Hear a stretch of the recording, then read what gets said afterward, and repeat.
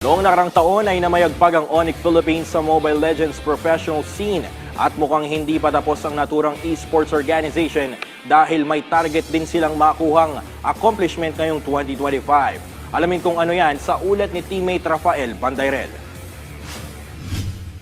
Isa ang Onyx Philippines sa pinakadominanteng Mobile Legends teams, bagay na kanilang pinatunayan noong nakaraang taon.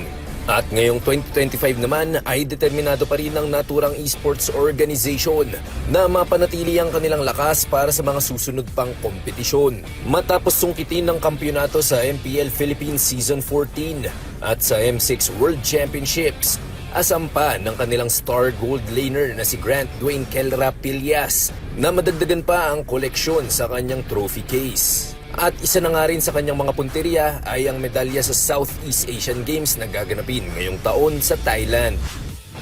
Target ko makasama sa lahat. Sa lahat ng tournament, makapasok.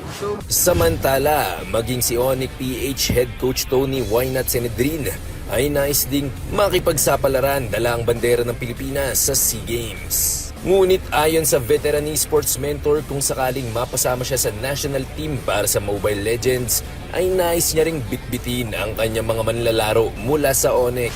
Medyo malayo pa yung SEA Games pero it's something na gusto ko talagang mapasok. And it's something na if makukuha ko doon sa coach, gusto ko yung 5 players ko yung mapapasok doon. Kung gusto ko kung silang 5 yung unang-unin, gusto ko magiging coach sila. Alam mo paano sila pagganahin, alam nila kung paano ako. So, I think magiging maganda for Philippines yun. Ito na ang magiging ika-4 na beses na mapapasama ang Mobile Legends bilang medal sports event sa Southeast Asian Games. Rafael Pandayrel para sa atletang Pilipino, para sa bagong Pilipinas.